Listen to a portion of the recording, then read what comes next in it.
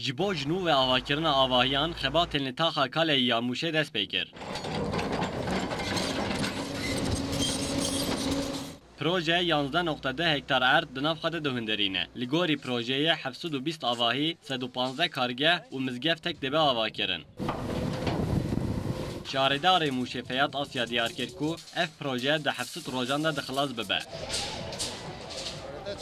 Kapsama kentsel dönüşümü de 720 avayı, 115 iş yeri, o hafkici cami ihale yuhat kirini, o firma hat protokol imza kir, dest bi xebata xu kirin, tamam jî de 700 roji da, yani sala 2016 da sona sali da inşallah xelas bikin, o bin xudanê haqiqî. Proje ji aliyê Tokyo'ye ve tê birêve birin.